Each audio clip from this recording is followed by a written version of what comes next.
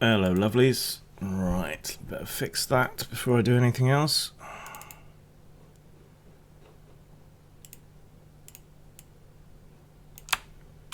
Because God forbid it could keep the settings from one day to the next. There we go.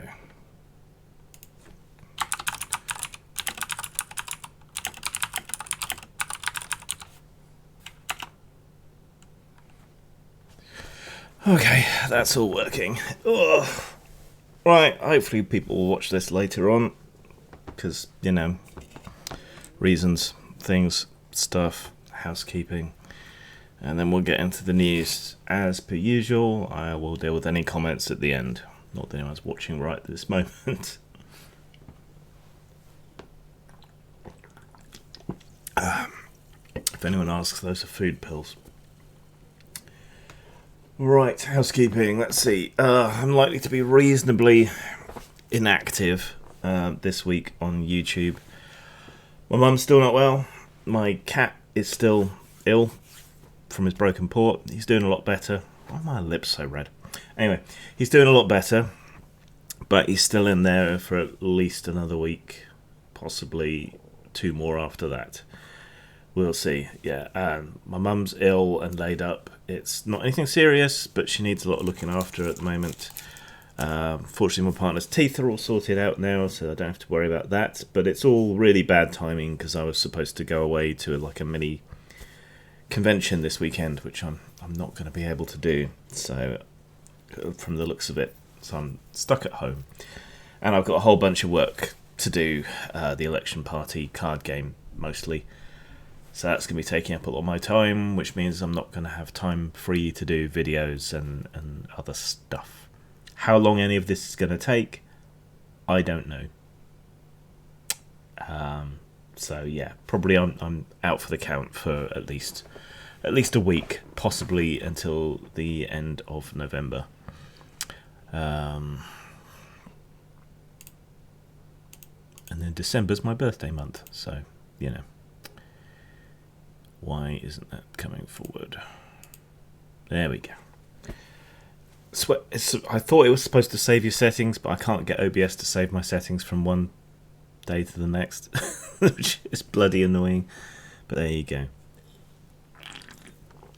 Oh, anything else going on? No, that's pretty much it. Playing nursemaid to cat and mother, and yeah, getting this card game sorted out. So there probably will still be videos because there's always things I want to talk about. But they might be irregular and they might be kind of off the cuff, very quick, low effort ones. Put it that way, because like I said, a lot to do. Right, shall we get on with the news so I can get on with all this other stuff I've got to do? There's an election, and if I do any videos, some of them are very likely to be about aspects of the election. So there's that to consider.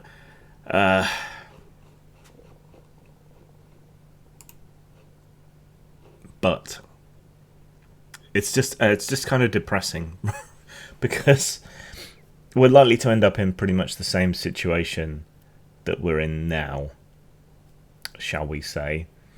Things are unlikely to change very much, and it's just depressing to know that they're unlikely to change very much, despite the smaller parties all working together, and despite how bloody awful Boris Johnson is.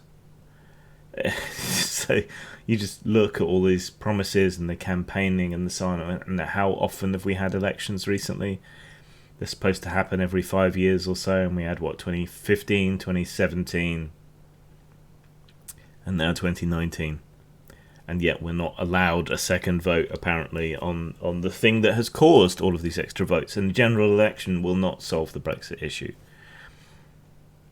because an election is all this other muddled stuff, and none of the parties, particularly apart from the Brexit Party, and Lib Dems maybe, want to campaign on Brexit, because there's so much other stuff that does need addressing, but you can't do it till you get Brexit out of the way. So we should have had a second referendum and an election, or a second referendum and then an election. Yeah, if you can organise an election that quickly, why can't we have a second referendum, which would put the issue to bed one way or the other and allow people to campaign on other things? But no, because the Brexiteers know it's likely to get rejected a second time around, so they don't want that to be in question. So the best we're going to get is an election, and it just confuses everything. As I said in a video last week, the NHS is a major battleground when it comes to any election in this country, because it's a big sacred cow, is the NHS. Everyone loves it. Those who don't love it, it costs them dear in any elections. The Conservatives want to sell it off, but they want to do it piecemeal and bit by bit. They want to boil the frog rather than do it all in one go. And you'll see the same coming from the Brexit Party PLC. So they have similar ideas about the NHS, though they're not going to face up to them so much. And what's left of UKIP. Be interested to see what happens to what's left of UKIP. They kind of had their thunder stolen, and have been successfully written off as a far-right party, and have kind of tacked that way. So I think they're basically over as having any relevance. The Brexit Party is likely to fade fairly quickly too, but they're a force in this election. But the point is, the NHS is this big, huge thing that nobody really dares touch, at least not obviously. The Conservatives are happy to chip away at it at the edges. I mean, right from its inception, the Conservative Party's been chipping away at the NHS, trying to get rid of it, trying to offset it, and so on. But the guy who's in charge of the NHS, or at least a big part of it, NHS Providers Chief Chris Hobson, has tried to ask the parties not to use the NHS as a political football. Well, that ship has very much sailed. The NHS is and always has been a political football, and the policy changes and so on are always knocking it around. It's the same with educational services. This is one of the few downsides of having a socialised healthcare system, is that it's heavily politicised. And of course, every party is making promises and so on that a lot of the time simply aren't true about the NHS, how much they're going to spend on it and so on. Bojo's talking about new hospitals, but they're not really. It's a refurbishment of like 5 hospitals, not the building of 60 new hospitals, which he was saying. And and Labour wants to roll back the privatisation and safeguard the NHS against privatisation, and wants to plough a lot more money into it, all of which is good, but you have to sell the public on more taxation, really. And that's always a hard sell, even though it makes a lot of sense. But things that make sense don't necessarily turn people to voting for you, so... Even the Tories are talking about turning the taps back on for public expenditure after years of austerity, thinking recognising, I think, that they can't really push it any further. And they're going to talk a lot about investment and so on in the NHS, but considering how long we've been underfunding it, at best that would take us back to status quo, where it should have been, rather than anything extra, but with a load of problems stored up, and the immigration policy, Brexit, all of this affects the NHS. So asking for it not to be used as a political weapon in the elections is naive and will be completely ignored. So I don't even know why he bothered. Particularly, if you care about the NHS, don't vote Tory, don't vote Brexit Party. Anyone else is pretty much okay for things at least staying where they are. But sorry, it's 40 new hospitals, not 60 that the Conservatives have promised. So they've promised £2.7 billion of investment for 6 hospitals over 5 years, and a further 34 hospitals will only share that kind of exploratory funding, £100 million. So when he talks about 40 new hospitals being built, he's a liar. Shagger Johnson is a liar. Corbyn has said that waiting times for cancer treatment have risen. They have, but it's a relatively small amount. It's from 86% of people to 79% of people. It's just worth quickly looking at some of the claims. Boris Johnson said the cancer survival rates have increased. Cancer survival has doubled in the past 40 years. And it has increased since 2010, which is his claim, but at the same sort of rate. So we're seeing an improvement, but not a huge improvement, and it's really nothing to do with what any of the Tories have done. It's mostly to do with advancing technology, better knowledge amongst GPs, the increasing prevalence in an aging population of cancer, so people run into it more often and understand it better. Corbyn has said the NHS has experienced the longest spending squeeze in its history. It's a squeeze, but it's never actually fallen. It's usually risen by about 3.6% per year, allowing for inflation. But between 2010 and 2018, it only rose by 1.3% on average. So it's down in real terms because of inflation and so on, though the budget has continued to increase. This is how they play with the numbers, right? They can say we've increased the budget in absolute terms, the number of pounds and so on, but inflation steadily chips away at that. And unless you're at least meeting inflation, it's a de facto defunding, which is what's been going on. And it has been lower than the average. More money's been announced in the last few years by the Conservative government, like I said, turning the taps on, but that will only increase it over the next 5 years to an increase of 3.4%, which is below the average increase. We need more working smarter rather than harder. I know that's a cliche, but it's true. More concentration on preventative care would do a lot more to help it. There's a whole bunch of other claims. Look, use fact checkers and check anytime anyone on any side claims anything about the NHS. We generally do have the statistics because it's publicly owned and is nominally independent. And talk to your doctors and nurses and see what they have to say about the state of things. Particularly hospital doctors, hospital nurses, and specialists. They're going to have a better idea than family GPs. But trust no one. Keep your laser handy. Minor pledge, but Labour has promised to save free TV licences. That's free TV licences for over 75s. It's not much of the population. It's a small thing. It's just a kind of indicator flag of where they're at. And yeah, it's more free stuff. And yeah, the population's aging and so on. It's meant to help older people kind of stay in touch with the broader culture and so on. It makes sense. I don't think it's going to cost too much. I don't even see why it's headline news particularly. I don't see why it's a particularly important pledge.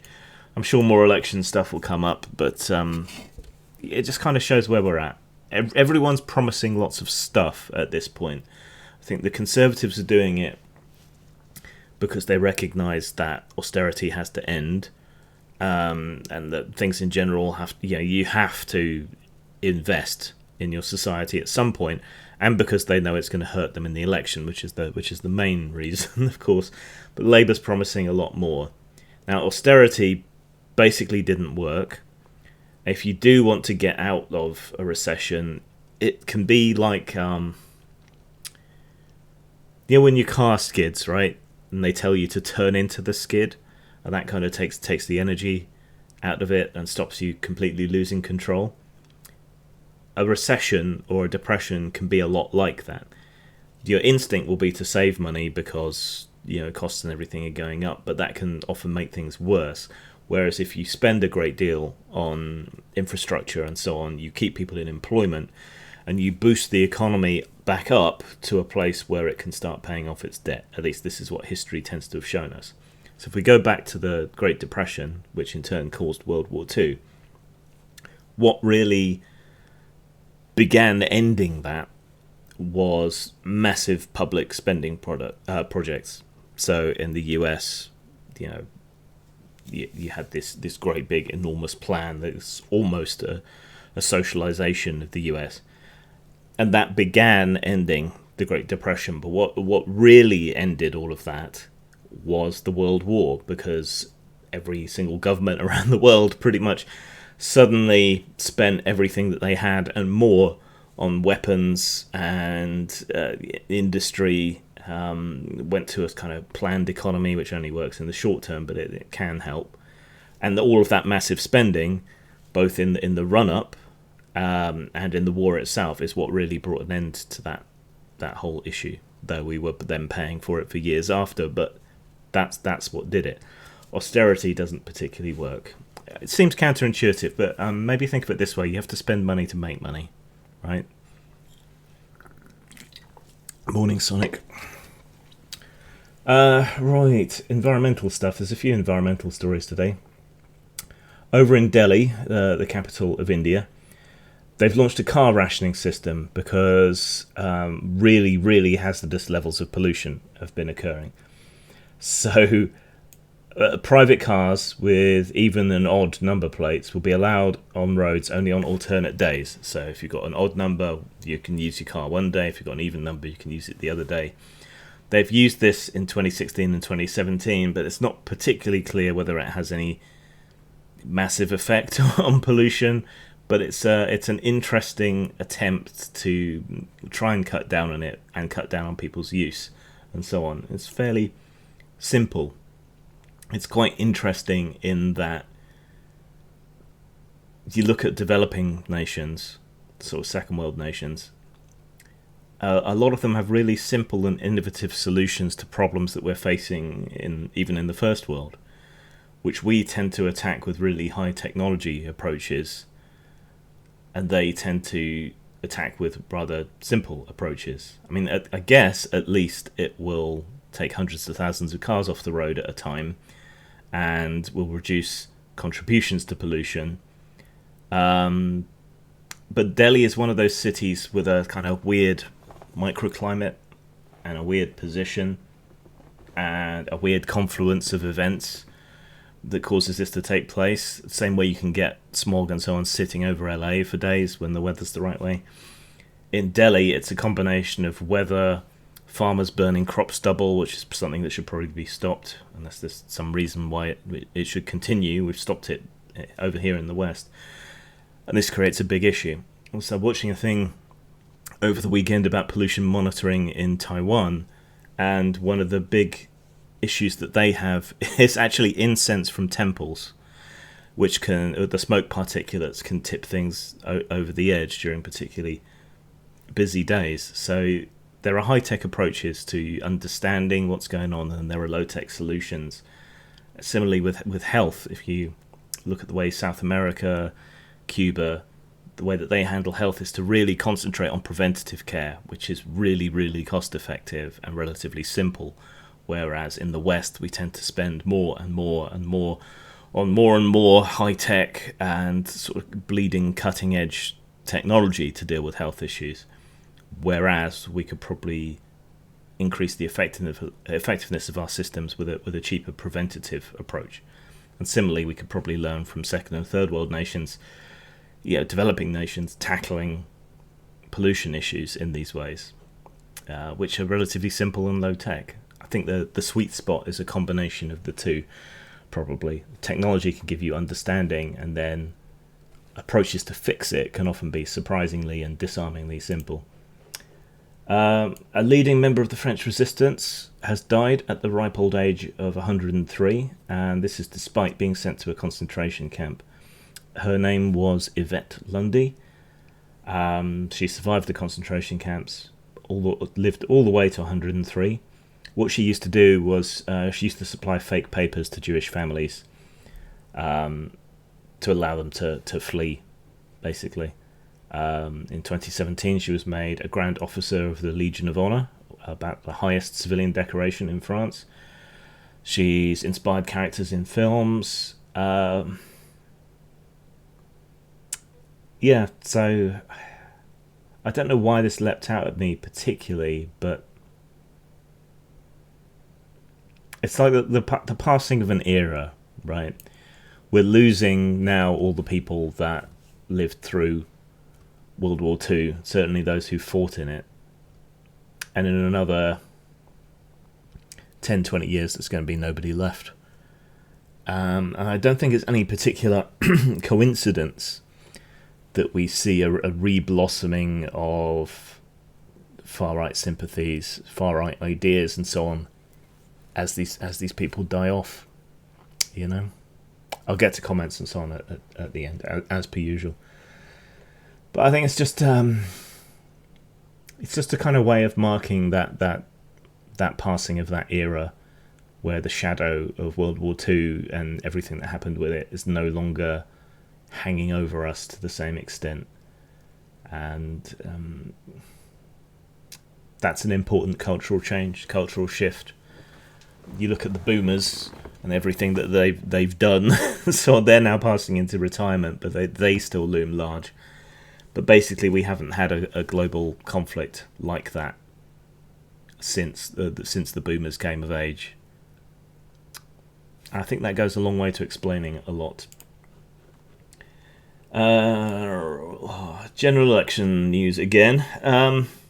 Whoever wins, if they keep their promises, public spending is going to rocket. Now, austerity means it's been cut back, so rocketing public spending is relative. But various think tanks are all saying that from these promises, from these manifesto pledges, in effect, though we haven't had proper manifestos really, whatever happens, public spending's going to go up, up, up. And there's going to be big questions over how you pay for it all. Now, the Conservatives basically seem to want to take us back to 2007, so just before the Great Recession. So that won't actually get us back to where we should be. It'll maybe get us back to where we were. Labour want to spend an enormous amount on everything. And as we've covered, that's not necessarily a bad thing. But you do have to ask, where's the money going to come from? And where's the money going to come from is an even bigger question when we consider Brexit, which is going to blow a huge hole in the economy. Even the most conservative estimates is like 5%. Or two great recessions, roughly. So where's that money going to come from? I mean, the obvious answer is taxation. Now, if Labour gets in, the very rich are already talking about fleeing the country. It's not as big of an issue as you might think, because they avoid tax anyway. So them leaving doesn't actually make a huge amount of difference. And a lot of business and so on will still need to be done here, and those that are going to flee anyway, or already have because of Brexit, or they're staying here because of Brexit, one way or the other. So that's not much of a difference. But the bitter pill is that tax is going to have to go up one way or another. So you have to ask yourself, okay, do we want these services? Do we want a society that comes together around certain things? It is more cost effective to collectivise for some things, but not others. Socialised medicine, things like that, those are better when they're in public hands. We know that. We've been through partial privatisation, or we can see how private versions of these run in other nations. So where's it going to come from? And it's going to have to be tax, but who is that tax burden going to fall upon? How is the money going to be raised? So saying that you're going to spend a lot of money on all these things, it's all well and good, but who? I need to take a quick break. I think I've got a delivery just come, so I will be back ASAP. A problem for every games master has always been coming up with adventure ideas. For years now, Postmortem Studios has been helping out with the 100 Adventure Seeds line. These provide adventure ideas for all genres, and you can get them at RPG Now or Lulu.com. At the end of World War II, the Axis and the Allies went to war with A-bombs until nobody was left to fight. In this atomic wasteland, a new breed of rockabilly hero arises. From the gleaming domes of Science City Zero to the sleazy roller derbies of Vegas and the sky fortress of the Fourth Reich, there's a new world for the taking. 45, Psychobilly Retropocalypse, available at Lulu.com and RPG Now. Aren't you a little tired of so-called horror media about shiny, sparkly, angsty, whiny monsters? I know I am, and that's why I created Actual Fucking Monsters, where you will play an actual fucking monster doing horrible and monstrous things and being tracked down and killed for it. Buy now at DriveThruRPG, post-mort.com or lulu.com. The Atomic Age, with its A-bombs, transistorized radios, jet engines, and a new breed of dangerous supervillain, requires heroes to face the challenge. That's where you come in. The world needs you, Agent. Agent of Swing.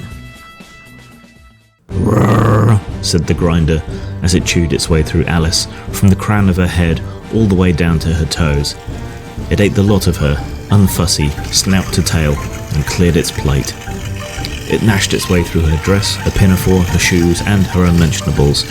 It chewed her hair, devoured her scalp, gobbled up her arms, wolfed down her legs, gorged itself on her torso, noshed on her skin, and gulped her down without so much as a burp to show for it. Do you like t-shirts? Yeah, boy! Do you like games? Certainly. Are you perhaps a little bit kinky? Yes, quite. Then buy one of our B&D t-shirts at Teespring. Teespring.com/stores/postmortem-studios. You want to be cool, don't you? Does the word duh mean anything to you? Sure, you could play one of those hoity-toity horror games where the most horrifying thing that happens is someone wearing a corset who really shouldn't. Or you could grind a zombie's face into a belt sander. Postmortem Studios sells a wide variety of stock art, well over 500 pieces, many of them by RPG industry veteran Brad McDevitt. These are available for you to use in your personal or professional projects, whether stories or games or anything else. Check us out at rpgnow.com. In his house in Relier, great Cthulhu lies dreaming, and when he awakens, he shall have the morning wood of aeons. Call of Cthulhu is a deeply pornographic card game. Enjoy your tentacles. Tal, friend, and welcome to Gore. Savage and beautiful, John Norman's Gorean saga is brought to life in the Tales of Gore role-playing game and its companion world book, World of Gore. Take flight on a tarn, luxuriate in the bathhouses of Ar, pit your steel against the deadly curry, best your enemies and place them in your collar. Tales of Gore uses the D6 system, perfect for both new and old players. You can purchase it from Amazon, RPG Now, or Lulu.com. Tar Sada Gore. It's been called misogynistic, racist, a hate group, reactionary. It's been blamed for Trump, for keeping women out of games and technology. None of this is true. If you want the real story, then you need to buy Inside Gamergate. Machinations of the Space Princess is an old-school RPG with a sci-fi setting. The rules are familiar and at once innovative. Opened up so you can play literally any alien species you can envision. Purchase it at RPG Now or Lulu.com. Postmortem Studios, role-playing games, and a lot more to die for. Post-mort. Sorry about that. Card samples and print proofs, and I got into an argument with the courier because the packaging was water damaged, so I refused to sign for it until I could open the package, check that the contents were okay, and fortunately they were, so I shall check those later.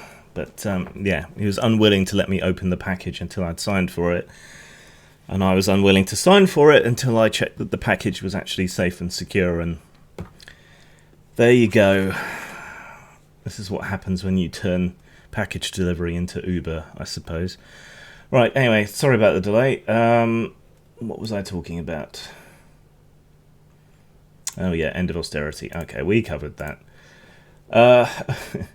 If you watch a lot of YouTube, you may have noticed that a fair amount of YouTubers of the male variety advertise shaving products.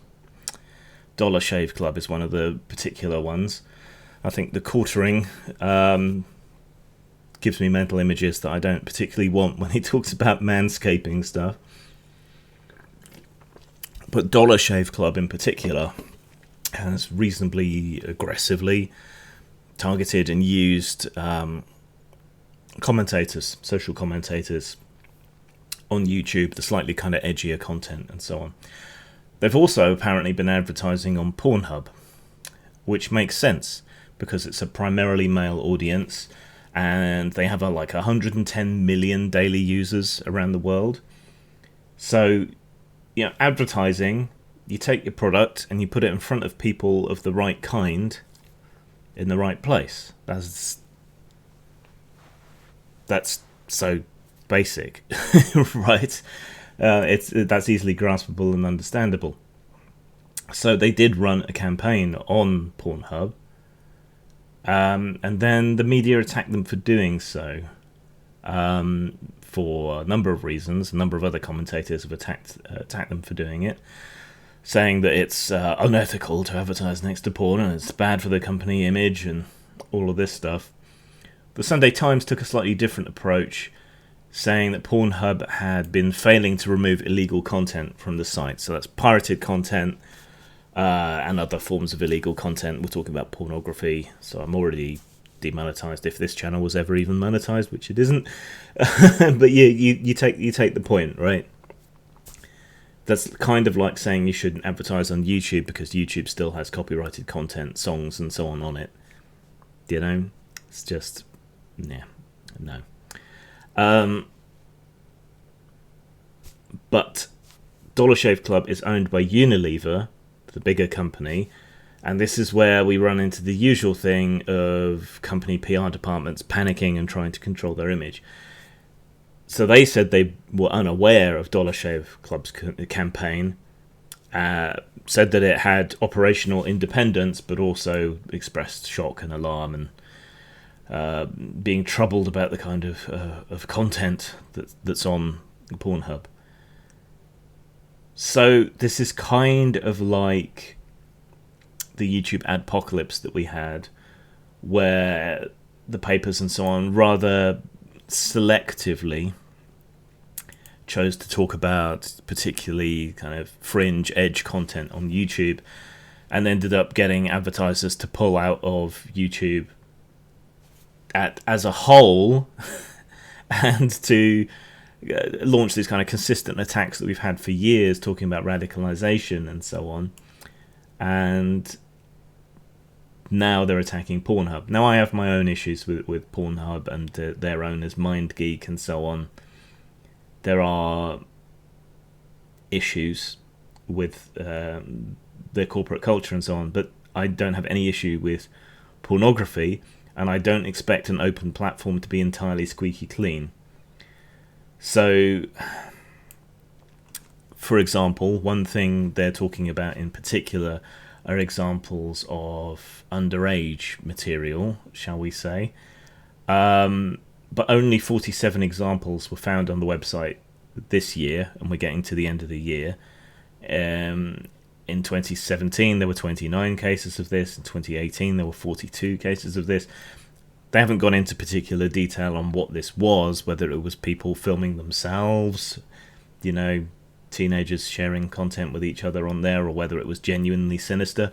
But when you consider that they have 110 million daily visits and many videos, that's a minute percentage, and I would say that's actually pretty good. You've probably got more content of that kind hiding away in YouTube somewhere than you do on Pornhub. So you've got to wonder, really. And nobody's perfect. You can't expect places like Pornhub to completely scrub this kind of stuff forever, because people are still going to be uploading it. You've got to find it. You've got to detect it. You don't want to wipe out everything. I suspect this is, like as with the attacks on YouTube, I suspect this is more ideological, going against brands that are advertising on there. Don't you miss it when capitalism was just capitalism, when it was completely amoral? This kind of fake woke capitalism is just...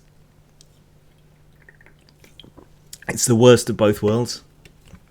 It's exploitative on a financial basis, and it's exploitative of people's sensitivities and all this brand management stuff. Look, guys primarily watch porn. 71% of Pornhub's audience is male. Dollar Shave Club sells products that are for primarily men. So it makes perfect sense to put shaving products on Pornhub, where men are going to see them and then maybe buy them. That's how it should work.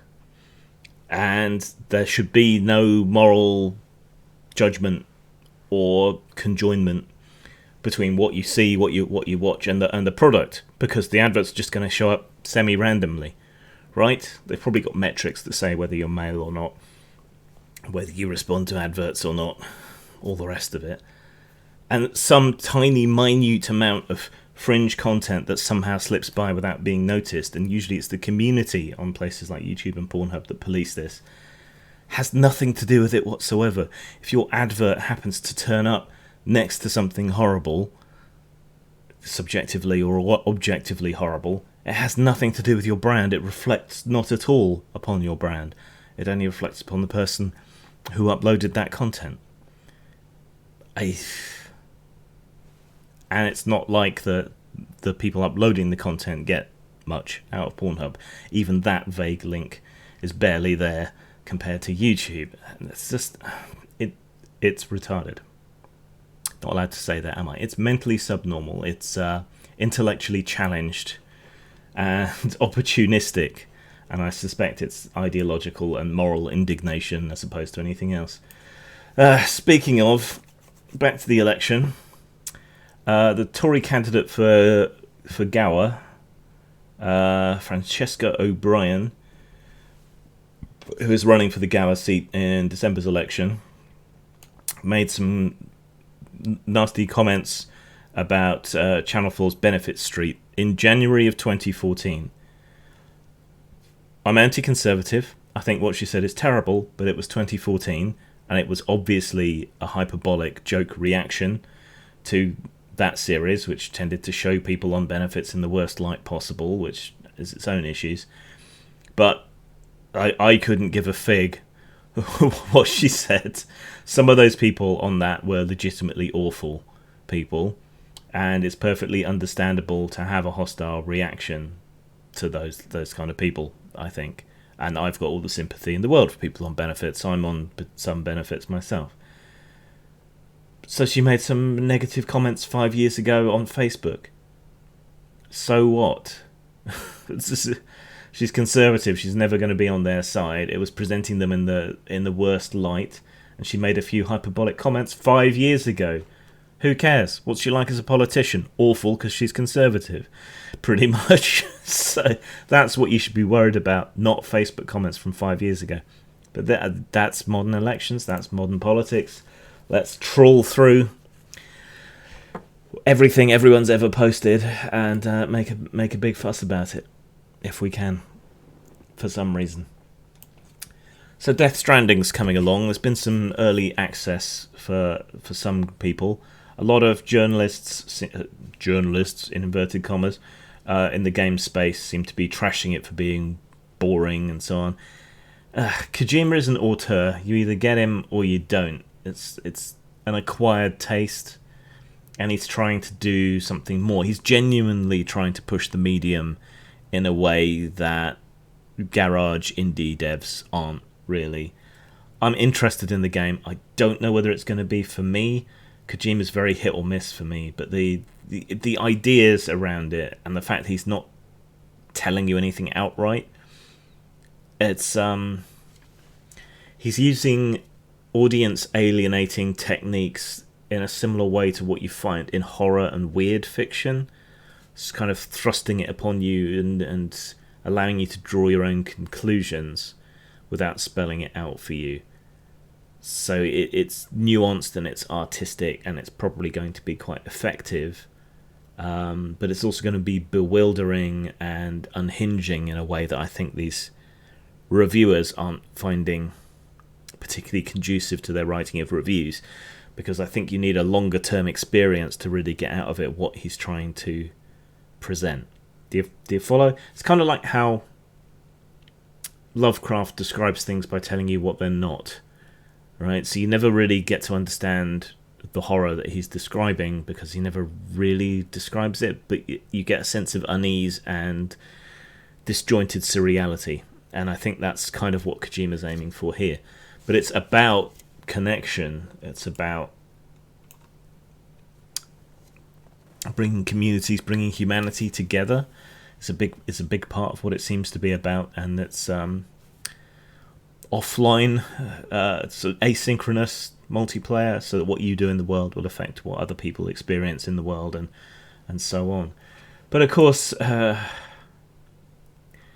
he's talking about a collectiveness and a coming together, and this asynchronous multiplayer, which kind of goes against the grain of modern culture, which is highly individualistic for the most part, though we're seeing kicks against that. So games take a long time to develop, but a lot of the criticism and examination of this is doing things like comparing it to Trump and Brexit and so on. It's true that that has created a degree of disjoint between communities, so it will be... Its trouble is it's hackneyed to relate everything back to that, but it will be interesting to see if the game and the discussion around it has the kind of effect that he wants it to in terms of bringing people together and creating common experiences.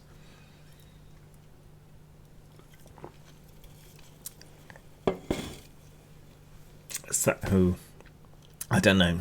It's computer games, more than anything else, I think, these days have that capacity to bring people together with a common discursive experience, which is part of the reason I think that people watch Let's Plays and so on. It's that common experience, that common point of referral. It's kind of how it used to be in the tabletop gaming community when there weren't so many games and everyone played a particular module, and so you could refer to each other's experiences in the Temple of Elemental Evil or whatever else it was, and you had that common touchstone that you could discuss how you approach those issues. Computer games are so broad now and so involving that they provide that similar cultural touchstone that we used to have in the tabletop community, but on a much more broad cultural level, more so even than films and so on. So, I don't know, Kojima makes events since Metal Gear. It'll be interesting to see how that goes and how the discussion around it goes. But I think games journalists aren't doing themselves any favours by trying to relate it to the big divisions of our time. And I also don't think that they've put the time in to really understand where he's coming from.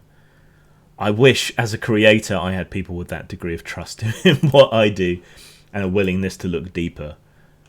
because I do tend to work on levels. I'm not comparing myself to Kojima in any real way, but I wish people would make the effort,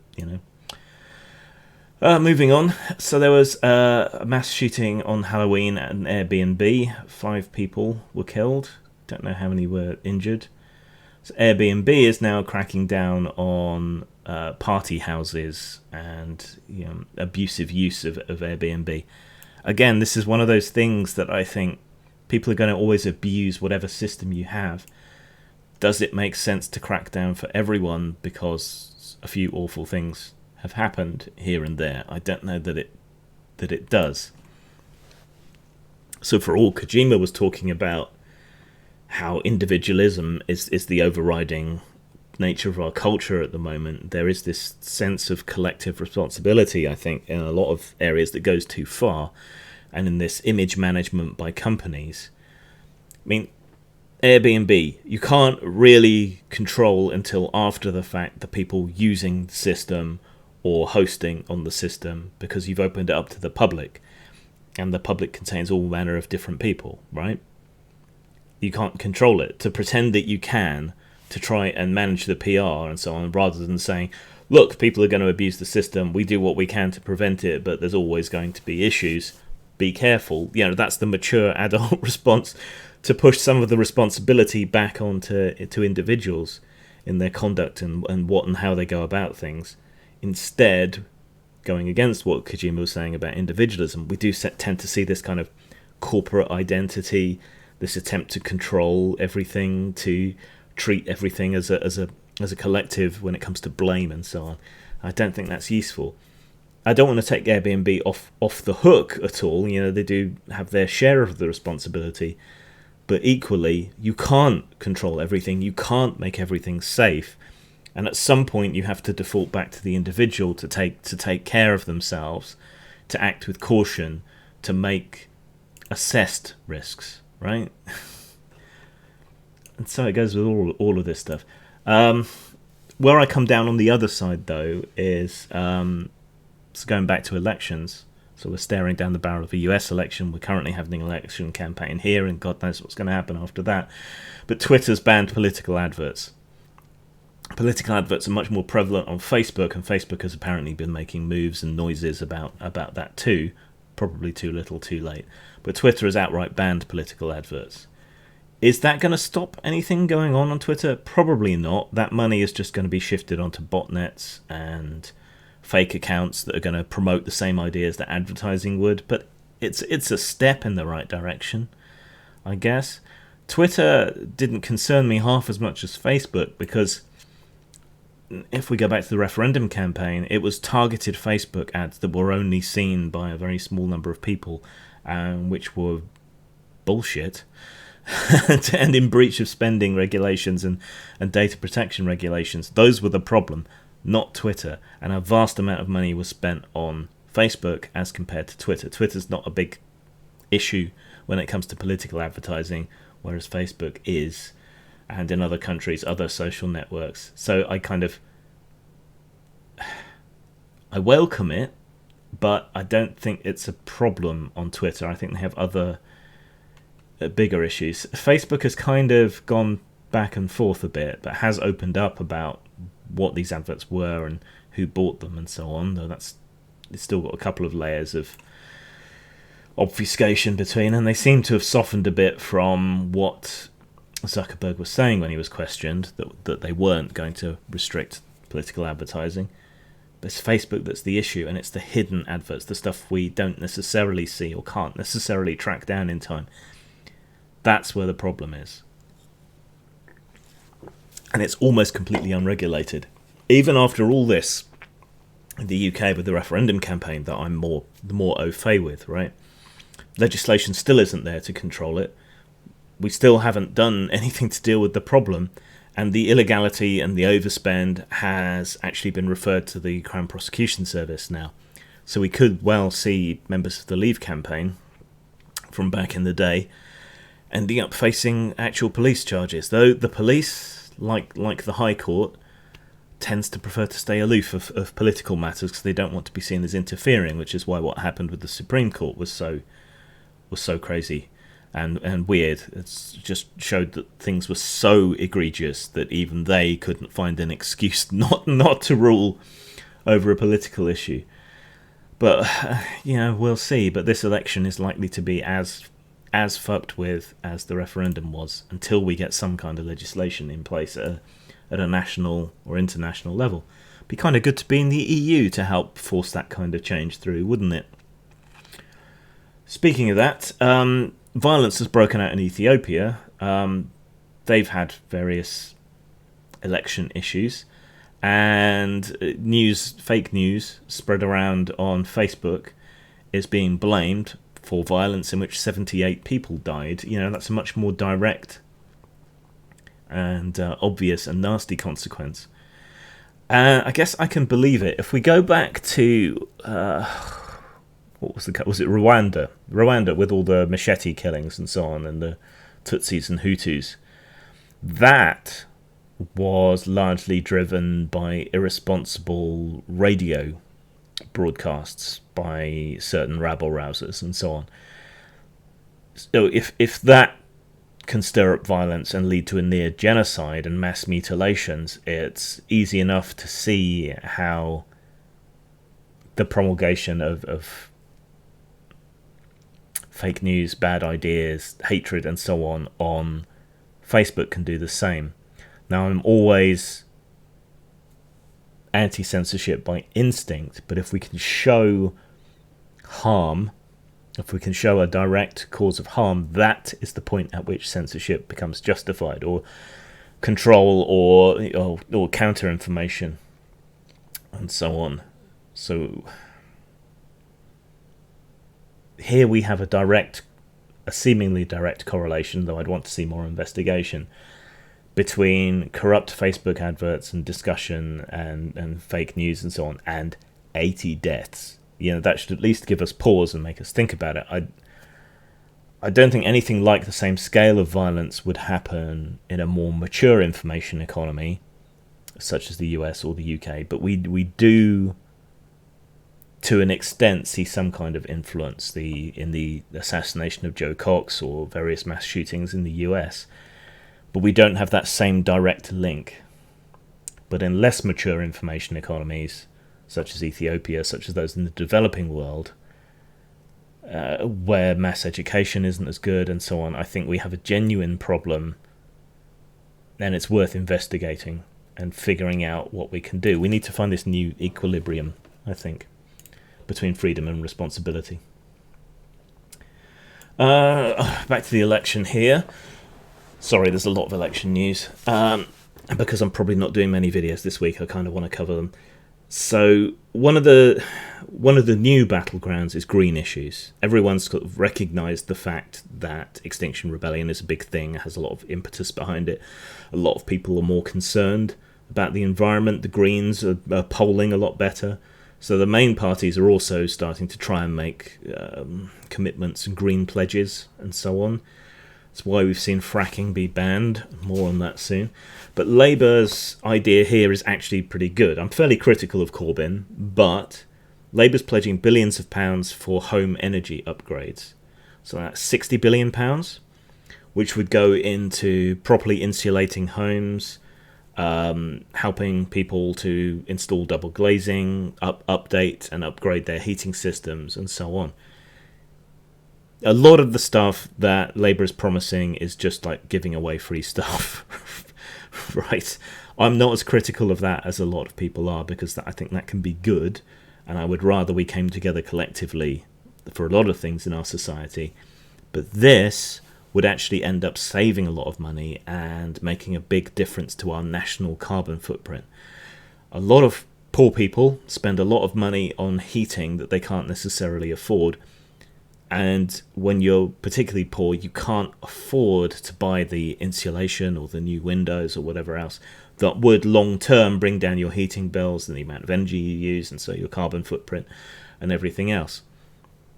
There have been various schemes, but they've been hard to access, that upgraded homes with better insulation or subsidised local wind or solar or various things like that. So them just flat out pouring money into it and saying, right, we will do this, we will send people to upgrade your home, properly insulate it, all the rest of it, provided you get decent people doing it, that's much more effective. Because up until now, there's been relatively low uptake on these things because of all the paperwork and so on that you had to go through. But if they're just going to do it, that's could be potentially hugely effective, could save a lot of lives in the winter, could make life a lot more cost effective for a lot of older people, retirees, people in poverty and so on. It's a good way with a lot of knock-on effects for really improving a lot of people's lives in ways that are both obvious in having a more snug home and less obvious in having more cash and so on. So this would actually be a huge boon to the economy and to our environmental issues. So I welcome that, and I wish more people would do it. So it should create jobs for people to go around and do this installation. It would help everyone's home. It would bring down heating costs, energy use, and so on. Interest-free loans are already available in Scotland to do this, but this is loans rather than grants. If we did this, it would cut the UK's carbon emissions by around 10%, thereabouts, and it would reduce energy bills in low-income homes, which is nearly 10 million low-income homes, by about £417 a year. Right? Do the maths. It would pay for itself in a few years, in terms of people and their personal billing and so on. So while it would cost a lot in tax, collectively it would also save a lot of money for a lot of people. So I can't really see anything bad in that it's a kind of almost a one-off investment, particularly if we make requirements for new homes a bit tighter, that would massively improve a whole bunch of things. Provide employment, bring down people's heating bills, reduce our carbon footprint as a nation. There's no real downside to it other than fronting that money, which is something that central government can do in a way that individuals can't, particularly if you just make it a grant with less fuss. Sticking with the environment, citizens' assemblies. This kind of came up more around the Brexit issue recently, though there have been citizens' assemblies in the past, but people are being invited to come together to talk to a cross-party group of MPs to look at what the public can do to reduce CO2 and other greenhouse gas emissions. This seems like more of a stunt to me than anything else, but I welcome a more direct engagement with the public. A lot of people have lost faith in politics in terms of political systems and so on, but a lot more people are getting involved in causes. This is a kind of long-term trend that I've seen. A lot of people are really powerfully interested in single issues where they feel that they can make a difference, whether it be Brexit or Extinction Rebellion or whatever else, and less engaged with party politics, which is much more wishy-washy, doesn't deal with single issues, and in which people are feeling increasingly disconnected. So I welcome it, but it's just one of those things that we don't really do in this country, and it's going to take a while for the culture to change, and I think this is more of a stunt than anything else. Speaking of confusion and stunts, so if you've watched the news, you probably know that the UK has banned fracking, except that it hasn't. That's how it was initially presented, but what it actually is a moratorium, which the Conservative Party is spinning as a ban because they know fracking is desperately unpopular. So basically they've called a halt to it until it can be shown to be sufficiently non-dangerous, non-harmful, which basically is just the pause button. Don't be fooled. There's a lot of money in it. There's a lot of energy independence in it. Our energy strategy is still very much gas-oriented for the foreseeable, because nuclear is still unpopular, even though newer nuclear plants would be cleaner and more effective and everything. But this is just a suspension. It's not a ban. Fracking is not going away. It's likely to come back. And again, especially if we Brexit and a 5% hole is blown in the economy, it's going to seem a lot more tempting and a lot more necessary, and protest will evaporate to a certain extent if we can exploit these shale gas reserves. So don't be fooled. It's not a ban. It's not going away. It's just they're kind of pretending that it is in order to get better green credentials for the election. But then on the other hand, we're due to go ahead with the first UK deep coal mine in decades at Woodhouse. So there'll be this new Woodhouse colliery, a deep underground coal mine. So it won't show so much on the surface, but why are we going back to coal? One of the dirtiest forms of energy, though again modern plants and so on are a lot better. Why are we doing that at the same time we're saying fracking is bad when gas is actually better? There must be some places we can access the gas without the big problems. But then we're opening a new coal mine. Why? It's so confused and just highlights the contradiction in the issues. Winter is always a hard time for the NHS, and we're likely to see some scandals and problems as things go on, because they've been desperately underfunded for years thanks to austerity. This could count against the Tories if we have a cold snap before December 12th. Scotland in particular is being given an extra 10 million in emergency funding to cover winter pressures. But it'll be interesting to see if we do have a proper cold snap and snow anywhere in the UK, or a flu outbreak any time before the 12th. It might suppress voter turnout, but it should really count against the Tories if something like that happens. But at the same time, they're throwing all this money and saying that they're going to increase spending on the NHS and so on, trying to offset that. But I find that interesting because it's what you don't normally have elections in the winter, because it does tend to suppress the turnout and it doesn't particularly favour the Tories. So when they're in power, they tend to be against it. But it's just interesting to note, because we're having a winter election, there's all these additional unpredictable factors that are involved that really throw it into the air and make it anyone's guess as to what's going to happen. My bet would be that we end up roughly where we are now and nothing is resolved. But I'm relentlessly negative. But there's all these randomizing factors, so keep that in mind. Anything could happen. Okay, yoga. It's very popular. I'm sure yoga pants are very popular with a lot of us as well, for various reasons. But the explosion in yoga and the amount of people taking lessons and so on has a hidden health risk for yoga teachers. Because they're spending all day doing these positions, and because they're doing the repetitive positions, and because they're demonstrating them to classes, people who teach yoga are getting injuries, particularly hip injuries and so on, from adopting these positions for longer to help other people get into the position. And because they're doing it so much, it's putting a lot of stress on their joints in a way that it isn't for the students. So while it can be healthy for the people doing yoga, for the people teaching yoga, it can be negative. So maybe they ought to do one lesson on, one lesson off, one where they're demonstrating, one where they're getting the students to demonstrate, or whatever. So if you teach yoga, be careful, right? Because we certainly don't want those tight yoga pants to go away anytime soon. So just be careful and don't do too much. I think, like anything, a small amount of yoga is good. Too much is just excessive.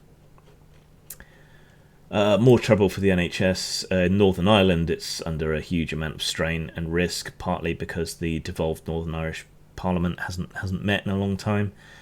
Northern Ireland is a relatively impoverished area of the UK and is relatively starved of funding, so there's a whole bunch of problems stored up there. So expect that to go pear-shaped this winter as well. I should have mentioned that with the other one. Imposter syndrome. It's a thing that I suffer from. Constantly expecting to be found out to not be any good.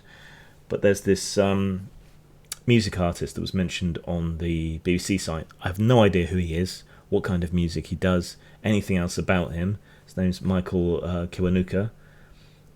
And on there he speaks about his imposter syndrome. And it's November, it's International Men's Day on the 19th. I'm doing a series of blog posts about men with mental health issues, starting with myself, and just reading what he said about this imposter syndrome, feeling like he wasn't good enough, that he was going to be found out, all of this stuff. It rings true to me, but I think that while if I could wish away my imposter syndrome or my depression or any of that stuff, if I could wish it away, I would. At the same time, I think that mental health issues can be helpful if you're a creative person. So the fact that he felt like an imposter made him second guess everything and work a lot harder and refine and try and get to a point where he felt his own work was at least passable. And I think that's an enormous motivator for people in perfecting what they're doing, because your harshest critic is usually yourself, especially if you suffer from that. My depression makes me ruminate a great deal on everything that I say or do, and I think that aids the refining process. You know, you're trying to please yourself, even though it's impossible. You refine and you refine and you refine. I mean, you throw a lot of stuff away because you're not confident in it, but at the same time, it helps you make it better. And yeah, there's the stereotype of the tortured artist, but the only creators where there was a significant correlation between mental health issues and the creator was writers. So fuck me, right? But I think these kind of things can be a positive for your creativity as much as they do torture you. And I think this guy's imposter syndrome certainly contributed to his success. As perverse and weird and counterintuitive as all of that sounds. Right, let's get to your comments, ladles and jelly spoons. Where's the chat gone? Somewhere where I can read it. Sonic says, what's a reliable fact checker? And are some of them not biased? Yes, there's a lot of biased ones, or at least ones that people say are biased. A lot of that's not intentional bias. There's a lot of talk in various circles about implicit bias and this whole implicit bias training thing. That's largely bullshit, but there are unconscious biases. Tim Pool's got his issues, but when he was on Joe Rogan with the people from Twitter, Jack and what was the woman's name? I had it a second ago. Geddy? Something like that. When he was talking with them, he was trying to explain to them that they did have a bias and they didn't understand that they had a bias. And the example he uses is like the transgender pronouns issue, right? For my part, I object to forcing people to use language, but I will tend to use people's pronouns if they ask, and if I have at least a basic level of respect for them, without it being a problem for me, right? While at the same time objecting to people who impose it. But that is, in the States at least, a political issue rather than an interpersonal issue, more than anything else. Conservatives don't tend to believe that something like gender is mutable or whatever, while the more liberal people, I don't know what you even call them in the States, social liberals, shall we say, tend to agree that you can be whatever you want. From my point of view, that's a better point of view, but it's complicated. I don't want to get bogged down in the specifics. But the point was that those who reject pronouns and all the rest of it tend to be right-wing, tend to be conservative, and those who accept them tend to be left-wing, tend to be liberal. So when you make a policy across your platform that misgendering people or whatever is bad and wrong, it's not independent of the politics, and so you do have an implicit and innate bias against the more conservative right-wing political view that is coming out in your policies, even though you don't see it that way. So that's what he was trying to explain to them. So in the same way on fact checkers, you're going to see a certain amount of implicit bias, but at the end of the day, these are facts, and sites like Snopes and so on, while they're not perfect, they do tend to have references to where that they have gotten the facts from. So as with anything else, as with reading online news and so on, I would say do the work, go to multiple sources, and when you do visit a debunking site and it gives you the facts, it will usually give you a reference that you can follow up on. So the same advice that I give people when using Wikipedia. There's nothing really necessarily wrong with Wikipedia. I don't think it deserves to be dismissed out of hand in the way that a lot of people do. But if you want to use it for anything academic or anything serious, don't just go from Wikipedia. Go to the references and follow up and get it right from the horse's mouth. So multiple sources and do the follow-up work. That's what I'd suggest. Rob says, when it comes to medicine, there's no question that while prevention may not be better than cure, it's much more efficient and a better allocation of funding. Yeah, I mean, I don't like being particularly supportive of Cuba, though they have liberalized recently.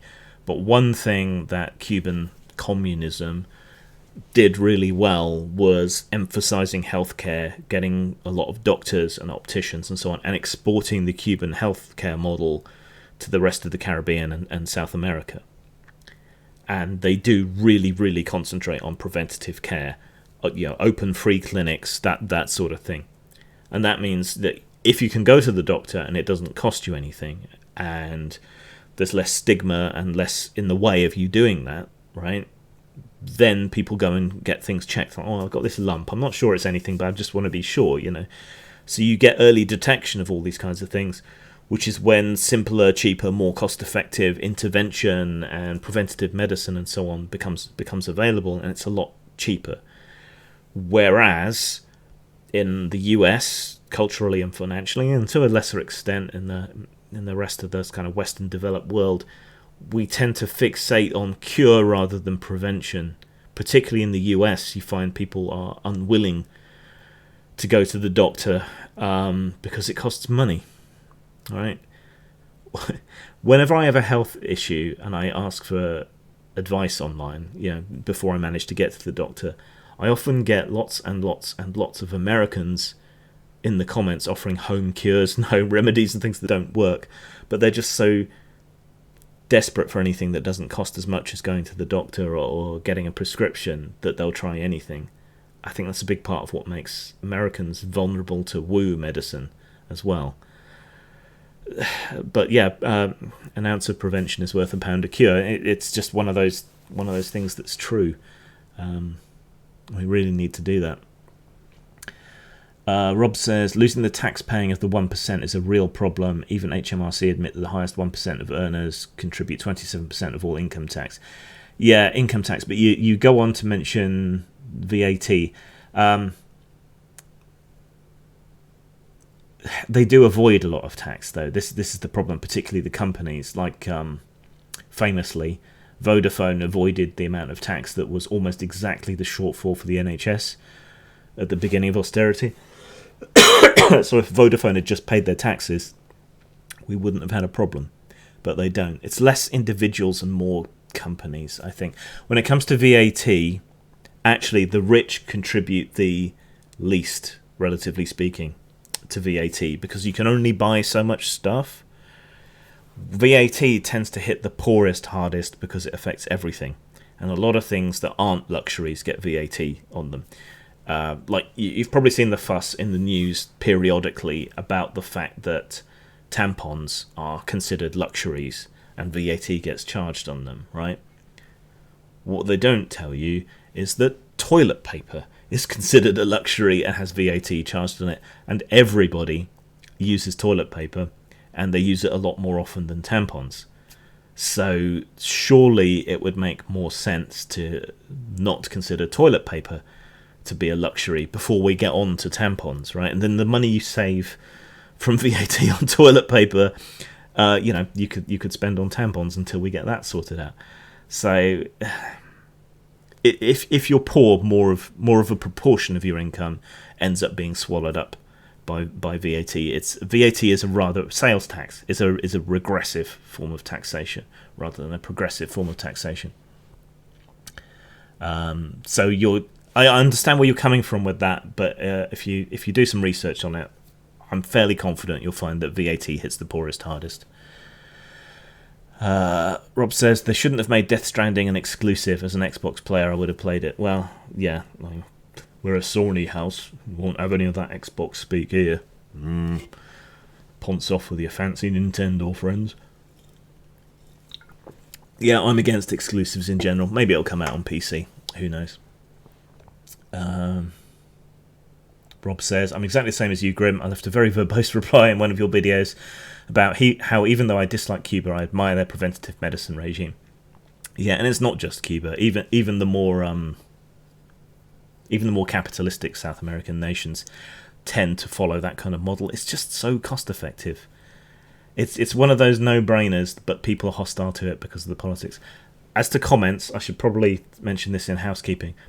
I am not seeing a lot of comments on YouTube, and there's no easy way to order the comments so that I can see the newest ones first, which is how I could keep up on it better.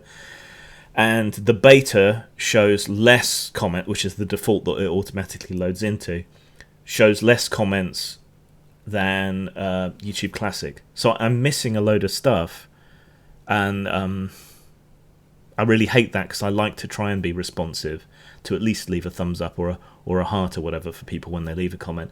But I'm just not seeing it. And then people are accusing me of ignoring them when I do bother to go and look directly through the videos. It's not the case. Sonic says, thanks for the explanation. You are quite welcome, sir. Right, I should get on and check out these card proofs I've got. This is because I'm thinking ahead to this election party card game. I ordered some proofs from different producers of various cards and things I've done in the past, because we're looking to do a proper mass print. I'm sourcing some public domain art from some old 50s and 60s orphaned comic books for the art for election party, but I wanted to see different qualities and different prints from different card companies. Fortunately, the water damage didn't get into the inner packaging, but I got some of these printed before. These are meta cards for role-playing games, right? So the idea is this is like a system overlay you can use with any game, but I just got some cards of different kinds. You can't see on the camera, but some are like a gloss finish, some are a matte finish, some are clay surface, some are card surface, because we're looking to do a proper print run and try and get into distribution. So I wanted to see how things like photographs were printing. Yeah, camera's not doing it justice. The colours are a lot richer in person.